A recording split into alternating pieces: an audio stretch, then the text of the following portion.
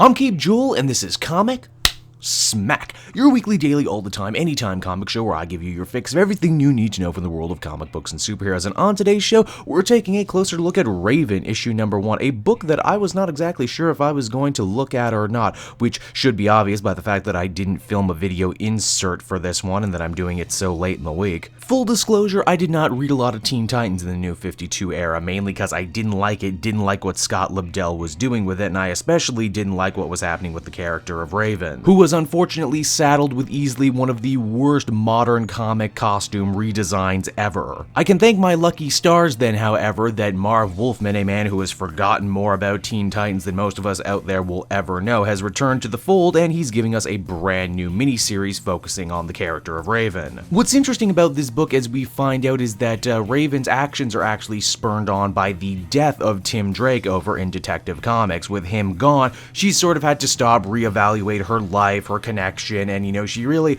wants to get involved with family, to be precise, her mother's sister that we didn't know she had up until now. You see, Rachel Roth has decided to go and stay with her aunt, only as we discover the aunt's family is pure, crisp, clean, Christian, middle American types that clash with the much more hardcore, gothy Raven. She's just so morose, but they're so nice. It's like The Odd Couple, but with superheroes. This book also serves as a good jumping on point for Raven, as they pretty much seem to jettison everything from the previous Teen Titans run, although we do get a flashback to her in her crappy costume fighting off the children of her demon father, Trigon. The exceptional Rachel Roth gets sent to a boring, everyday middle America high school, a setup we've seen quite a few times for Raven in the past, but what's interesting about this one is how they choose to turn it on its head. You might think that all the students would treat Raven harshly because she looks so different and everything. Well, that's the twist, you see. Because goth is kind of in and everything, they think she's the coolest person ever, and she makes friends super fast. Raven, for those of you who didn't know, is an empath, which means she feels what other people are feeling, and Wolfman shows that even all these years later, he's really good at writing the minds of teenagers. Oh, but this is a superhero story, and it would be pretty disappointing if Raven just went to school, got accepted by everybody, and that was the end of it. No, another student there seems to be exhibiting powers that clash with Raven's own. In fact, one poor student ends up getting caught in some sort of psychic feedback between these two. Raven tries her hardest to catch up with the girl who did this, only for her to slip through her fingers. Later that night, we see the same girl disappear in a ball of light. There's no telling what she is, but she is almost certainly not human. In summation, Raven number 1 was a comic I actually enjoyed. In fact, I thought it was a breath of fresh air. One of the things that the DC New 52 era was missing was stories about younger heroes. This new Raven miniseries, in conjunction with the new Teen Titans book that will be premiering next week, and even the stuff that's going on with Jaime Reyes and Blue Beetle,